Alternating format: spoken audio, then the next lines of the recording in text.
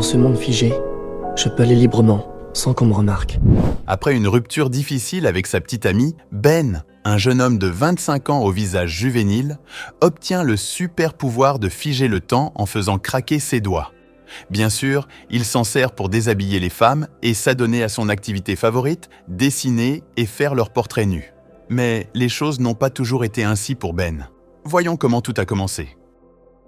5 semaines plus tôt, nous le voyons se disputer avec sa petite amie Suzy, qui le traite de loser. Il en a assez et la quitte. Cela enrage Suzy encore plus et elle lui jette des objets à la figure. Après la rupture, Suzy passe rapidement à autre chose et trouve du réconfort auprès d'un autre homme. Ben les remarque ensemble au café et se demande si elle l'a vraiment aimé, vu la rapidité avec laquelle elle est passée à autre chose. Son ami Sean lui dit de l'oublier et de passer à autre chose. Ben dit que, de toute façon, il ne pouvait pas la rendre heureuse parce qu'elle a toujours pensé que l'herbe était plus verte ailleurs. Sean lui conseille donc de sortir avec les filles les plus sexy pour la rendre jalouse. Cependant, le succès de Sean auprès des femmes est assez impressionnant. Pour se distraire, Ben s'inscrit à des cours d'art. Depuis son enfance, il s'intéresse aux portraits et réalise sans difficulté des tableaux aussi beaux que surprenants. Mais une fois la nuit tombée, les choses deviennent extrêmement difficiles pour Ben. Il ne cesse de penser à sa rupture, car chaque fois qu'il ferme les yeux, il revoit les souvenirs de son ex-copine. Et il lui est impossible de dormir. Les jours passent et Ben n'arrive toujours pas à fermer l'œil de la nuit. Les souvenirs de sa petite amie l'ont transformé en maniaque dépressif. Rangé par les regrets et les chagrins, Ben appelle Suzy et la supplie de revenir. Il s'excuse également d'avoir gâché leur relation et promet de ne plus jamais recommencer. Mais malgré le fait que Ben se soit mis à terre pour elle, T'as couché avec lui? après cela, Ben s'enfonce dans un abîme de désespoir encore plus profond. Si seulement il pouvait figer le temps et regarder des seins. Les jours suivants, il fait de son mieux pour passer le temps.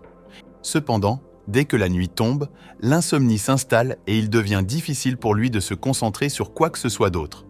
Un soir, il se rend dans un supermarché où il remarque une offre d'emploi pour du personnel de nuit. Ben se dit que c'est l'occasion rêvée d'occuper ses 8 heures supplémentaires. Le lendemain, il passe un entretien avec le directeur Jenkins et obtient finalement le poste. Ben est enfin heureux après une longue période et sent que sa vie est sur le point de changer. Il s'habitue à son nouveau travail et remarque que ses collègues gèrent différemment l'art de passer le temps. Sharon, la caissière, veille à toujours cacher l'horloge avec divers objets. Elle pense que le temps passe plus lentement si elle le regarde. Il y a aussi Barry, qui n'est jamais sérieux au travail, et son ami Matt.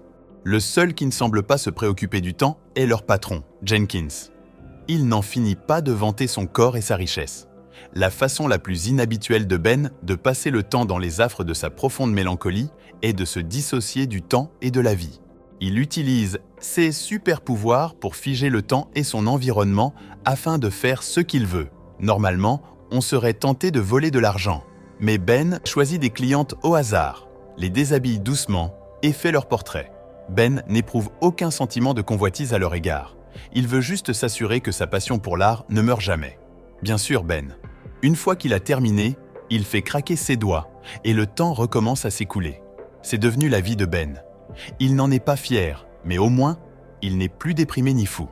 Lentement, mais sûrement, il commence à oublier Suzy.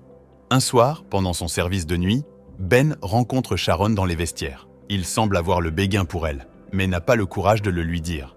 Ils passent ensemble un moment assez spécial pour Ben.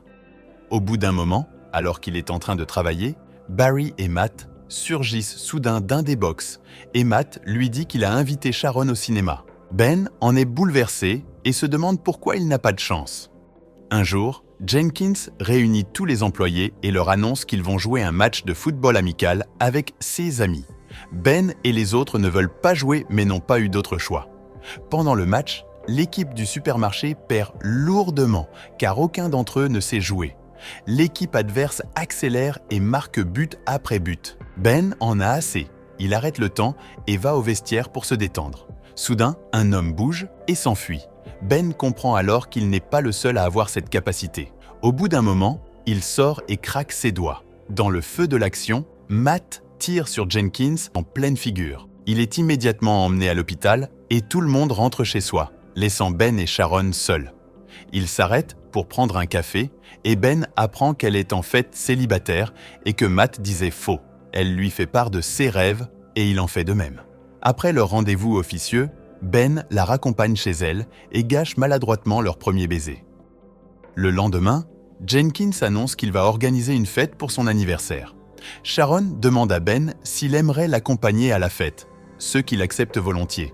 Plus tard, Jenkins convoque les garçons dans son bureau et leur assigne des tâches distinctes.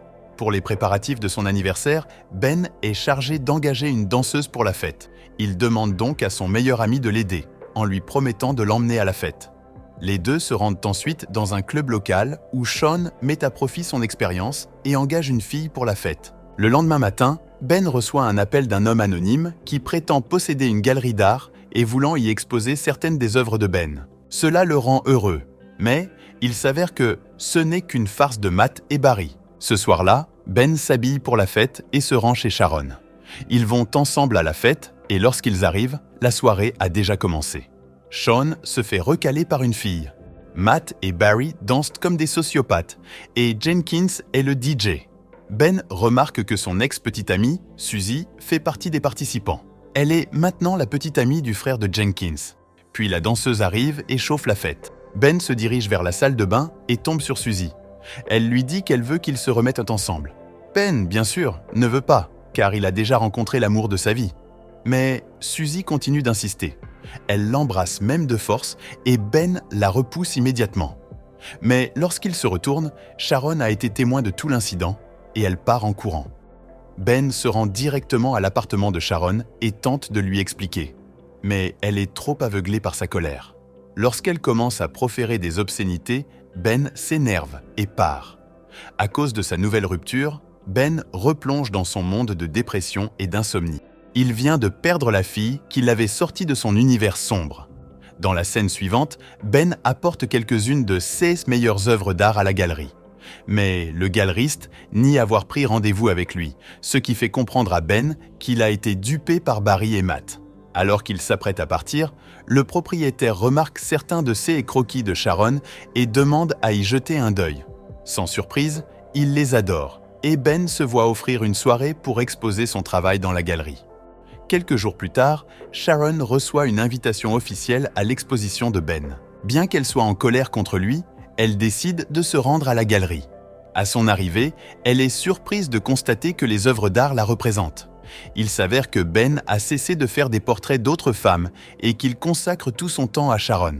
Elle était l'amour de sa vie et il ne pouvait pas regarder une autre femme qu'elle. Mais comment sait-il exactement à quoi ressemble mes tétons ? Il tente d'expliquer ce qui s'est passé le soir de la fête. Mais Sharon lui dit qu'il n'a pas à le faire. Elle a compris à quel point il l'aime rien qu'en regardant ses peintures.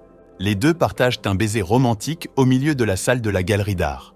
Dans la scène finale, Ben utilise ses pouvoirs et fige tout le monde. Cette fois, même Sharon peut se déplacer dans le monde figé.